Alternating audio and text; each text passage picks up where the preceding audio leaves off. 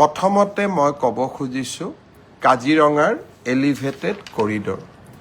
বহু দিনৰ পৰা মই ৰাইজক কৈ আহিছিলোঁ যে প্ৰধানমন্ত্ৰী নৰেন্দ্ৰ মোদী ডাঙৰীয়াৰ উদ্যোগত কাজিৰঙাত এটা ৩২ কিলোমিটাৰৰ আমি এটা এলিভেটেড কৰিডৰ বা এখন ডাঙৰ উৰণীয়া সেতু নিৰ্মাণ কৰিম। বহুতে সেই সময়ত মোক হাঁহিছিলে আৰু বহুতে এই কথাও কৈছিলে যে মুখ্যমন্ত্ৰী হিমন্ত বিশ্ব শৰ্মাই সপোন বিক্ৰী কৰিব জানে। হয়, মই সপোন দেখোঁ, কিন্তু সেই সপোন বাস্তৱত পৰিণত কৰিবলৈও আমি অযুত পৰিশ্ৰম কৰোঁ। যোৱাকালি ভাৰত চৰকাৰৰ কেবিনেটে কাজিৰঙাৰ এলিভেটেড কৰিডৰৰ এক বিশাল প্ৰকল্পক অনুমোদন জনালে। আপোনালোকক জনাবলৈ পাই মই ভাল পাম যে এই সমগ্ৰ প্ৰকল্পটো ৮৫ কিলোমিটাৰৰ দৈৰ্ঘ্যৰ হ'ব। কলিয়াবৰৰ পৰা নুমলীগড়লৈ এই সমগ্ৰ ৰাস্তাচোৱা 4 লেন কৰা হ'ব। অৰ্থাৎ আজি ইমান দিনে আমি দেখা পাইছিলোঁ যে কলিয়াবৰলৈকে 4 লেনৰ কাম হৈছে, নুমলীগড়ৰ পৰা যোৰহাটলৈ 4 লেনৰ কাম হৈছে, কিন্তু মাজৰ কলিয়াবৰৰ পৰা নুমলীগড় ৰাস্তাচোৱা আমাৰ 2 লেন আছিলে আৰু কাজিৰঙা অভয়াৰণ্য থকা বাবে তাক আমি সম্প্ৰসাৰণ কৰিব পৰা নাছিলোঁ।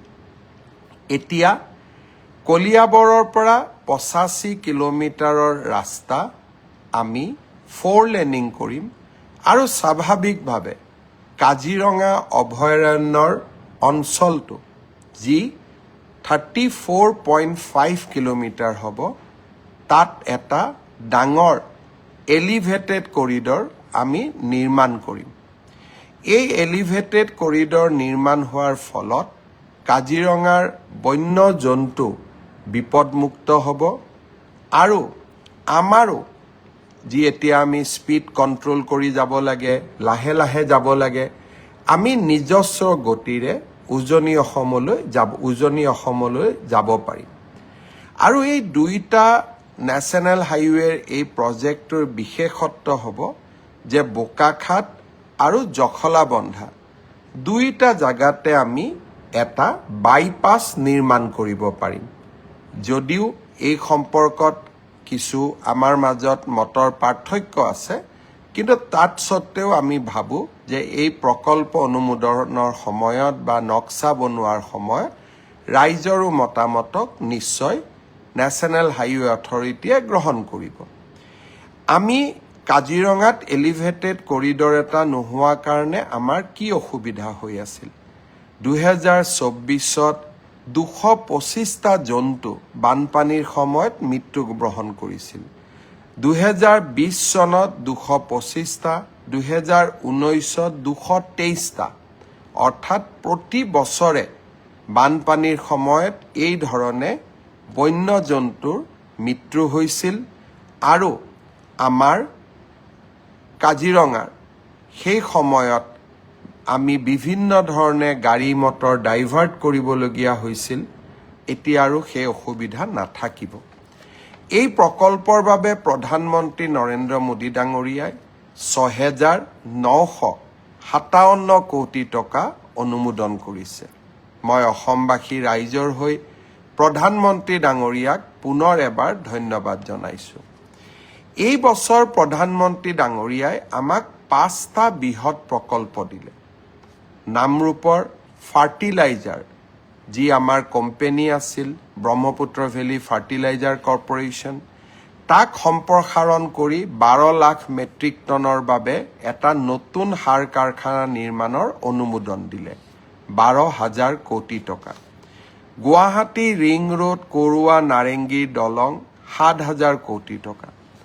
অসমত এখন ইণ্ডিয়ান ইনষ্টিটিউট অৱ মেনেজমেণ্টৰ অনুমোদন দিলে আৰু লামডিঙৰ পৰা তিনিচুকীয়ালৈ ৰেলৰ যিটো পথ আছিল তাক দ্বৈত ৰেলপথলৈ সম্প্ৰসাৰণ কৰিবলৈ অনুমোদন দিলে। কাজিৰঙাৰ এলিভেটেড কৰিডৰ এই বছৰত প্ৰধানমন্ত্ৰী ডাঙৰীয়াৰ পৰা আমাৰ পঞ্চমটো উপহাৰ।